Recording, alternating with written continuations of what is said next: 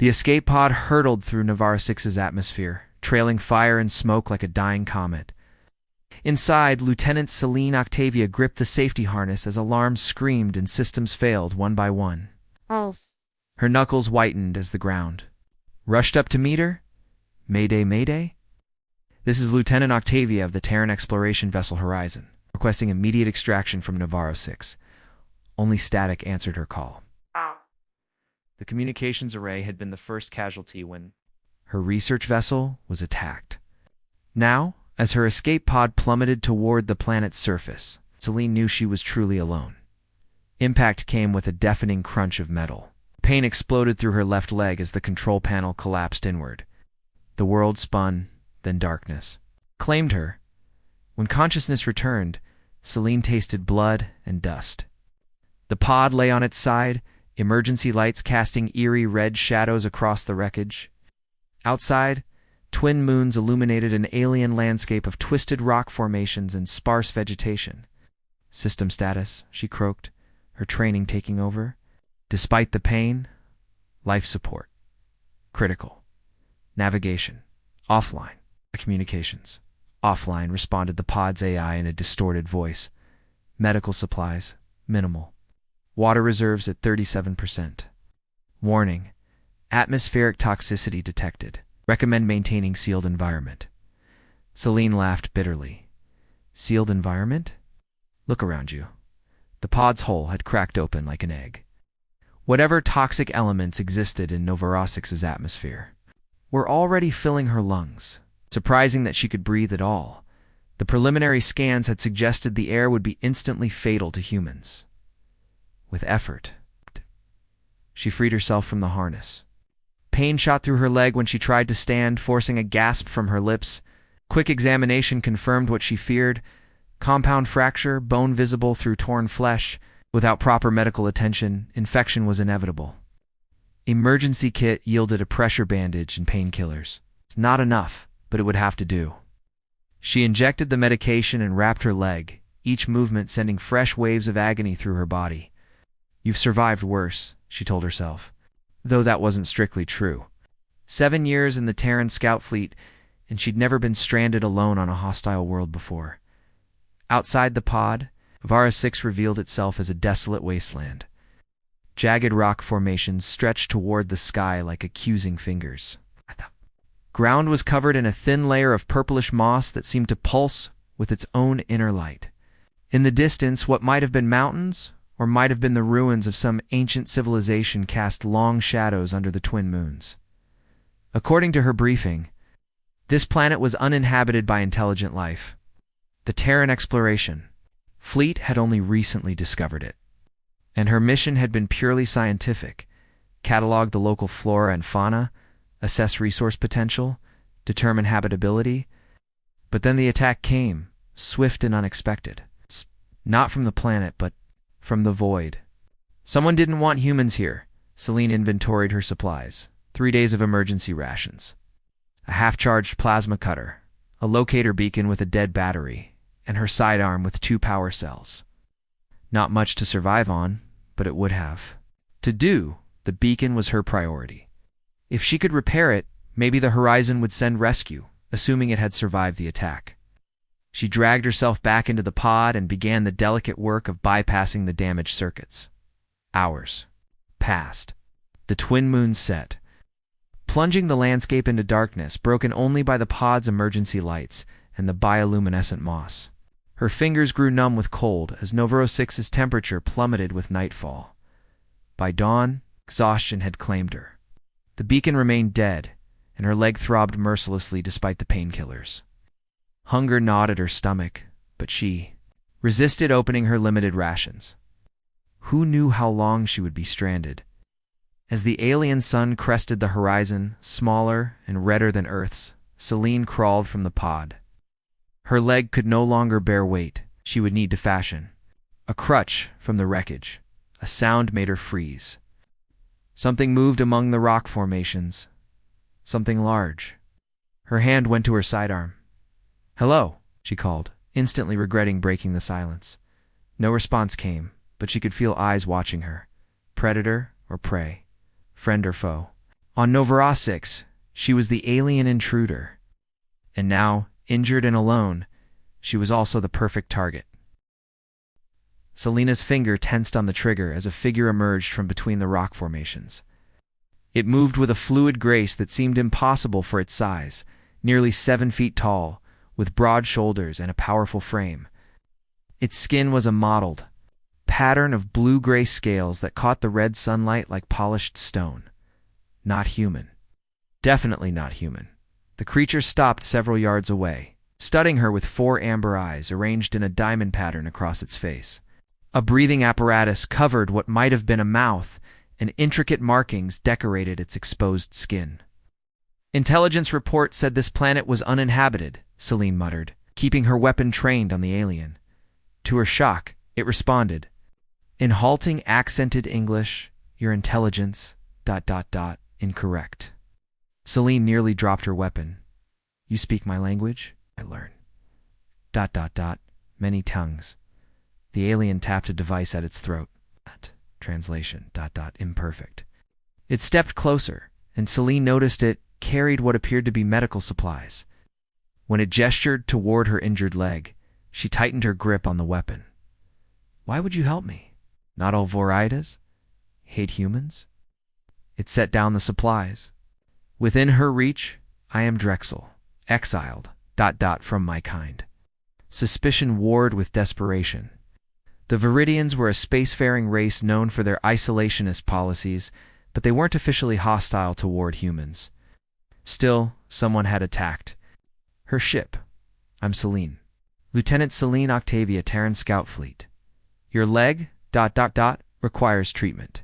Drexel pointed to the supplies. Infection. Ready beginning.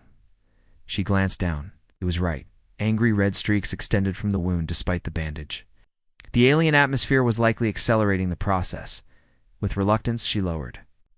Her weapon. What choice did she have? Do what you can. Drexel worked with surprising gentleness, applying a gel that numbed the pain and sealed the wound. The relief was immediate. Why are you here, Drexel? If you're exiled, this region, not my home now. He gestured to the horizon, far from Viridian outposts, safe. And now I've crashed into your backyard, Selene said with a grim smile. Others will come, searching. Drexel's 4 eyes blinked in sequence. Not safe here. Others, Viridians and humans, both sides. Seek something on Novara 6. He helped her stand, supporting her weight. Must move. I show you safe place. As they left the crash site, Selene glanced back at the wreckage. Her only link to her people was now behind her, and she was placing her trust in an alien exile. The universe had a strange sense of humor. 3 days into their journey across Novara 6's harsh landscape, Selena's leg had improved enough for her to walk with a makeshift crutch.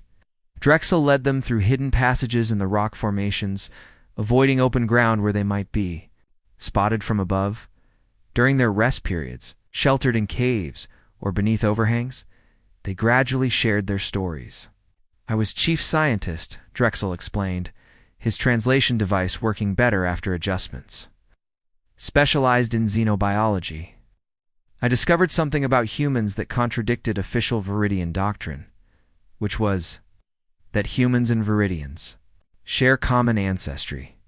Evidence in genetic structure suggests both races engineered by same precursor species. Selene stared at him. That's impossible. Science does not lie. Politics do. Drexel's upper eyes narrowed. My research threatened. Those who built careers on human-Viridian conflict? I was branded heretic, sentenced to death. Escaped here. And what about the things both sides are searching for? Artifacts. Technology left by precursors. Weapons, perhaps. Drexel gestured to the landscape. This planet was laboratory testing. Ground Selene considered this against what she knew, or thought she knew, about her mission. The horizon had been dispatched for routine exploration.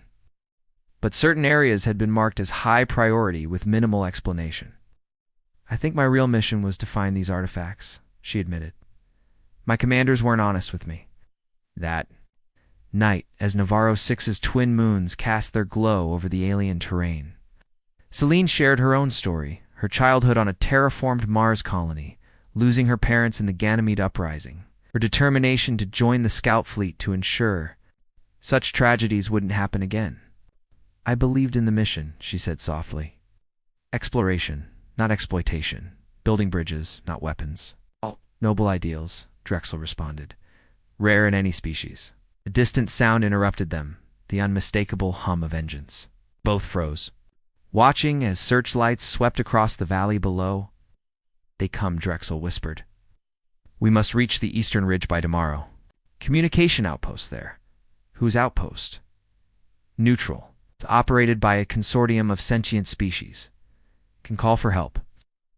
Celine nodded, though doubt nagged at her. With both humans and Viridians searching for them, who exactly could they trust? 3 days into their journey across Navarra 6's harsh landscape, Selena's leg had improved enough for her to walk with a makeshift crutch. Drexel led them through hidden passages in the rock formations, avoiding open ground where they might be spotted from above. During their rest periods, sheltered in caves or beneath overhangs, they gradually shared their stories.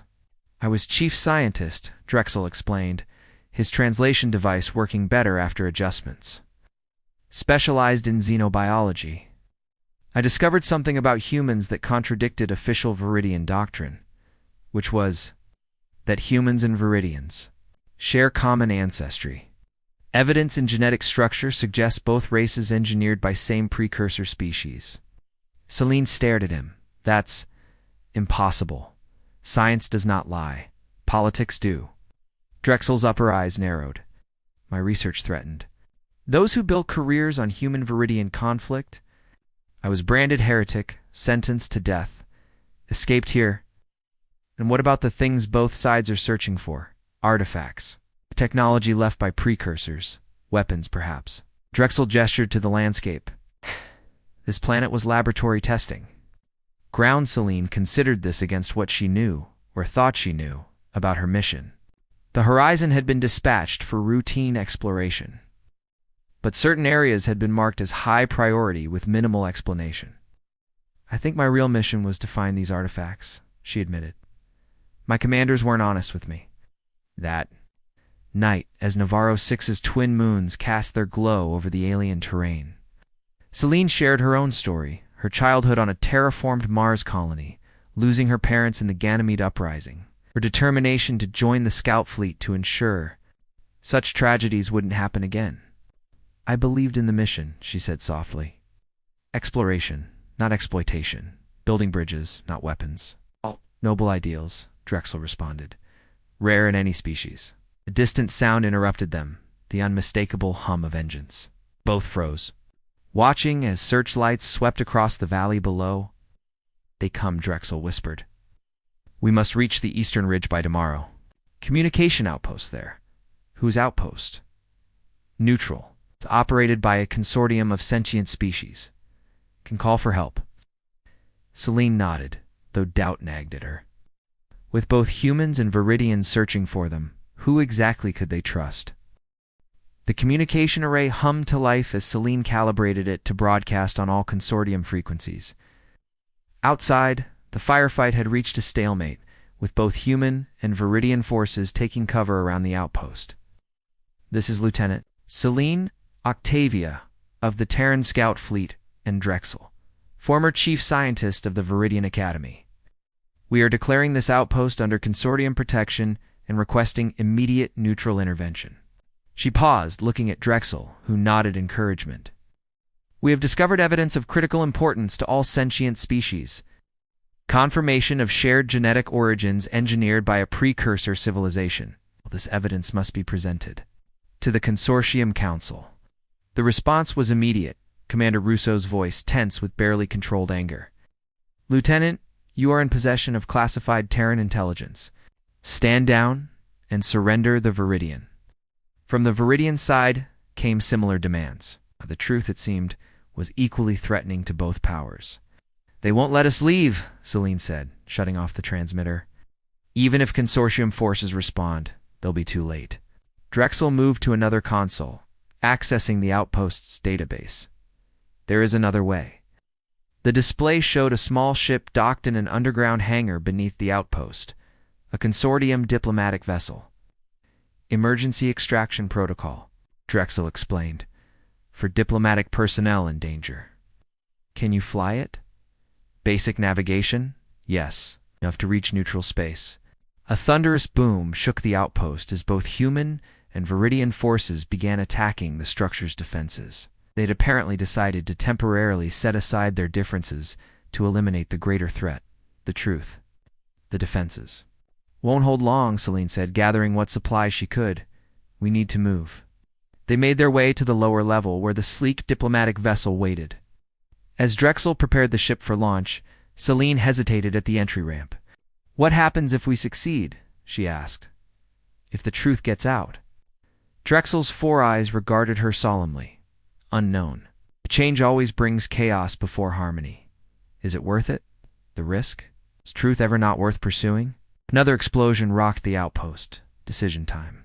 Celine stepped aboard ceiling. The hatch behind her. Let's find out. The hangar doors slid open above them, revealing Navarra 6's crimson sky. As both human and Viridian forces breached the outpost's defenses, the diplomatic vessel rose on a column of blue flame. Breaking atmosphere with the precious data and even more precious alliance aboard. 3 days later, in the neutral territory of consortium space, Celine stood before representatives of 17 sentient species. Drexel beside her as they presented their evidence. We are not natural enemies, she concluded. We were designed as different branches of the same tree, separated by time and space, but fundamentally connected. The chamber erupted in voices, some outraged, some skeptical, some hopeful. An elderly consortium arbiter raised her hand for silence. If proven conclusively, this changes the foundation of interspecies relations. It already has, Drexel responded, gesturing to himself and Celine. Two supposed enemies, working as one. As they left the chamber, Celine looked out at the stars visible through the station's vast viewing port. Somewhere out there, both human and Viridian authorities were likely planning their next move, threatened by a truth that challenged their power. What now? She asked. Drexel's scaled hand rested briefly on her shoulder, a gesture that would have been unthinkable weeks ago. Now we continue what the precursors started, he said. The next evolution, not of our bodies, but of our understanding. Celine nodded, her gaze still fixed on the stars that had once seemed to separate worlds, but now connected them in ways she was only beginning to comprehend. From stardust, they had all come, and to a shared future they would now journey together,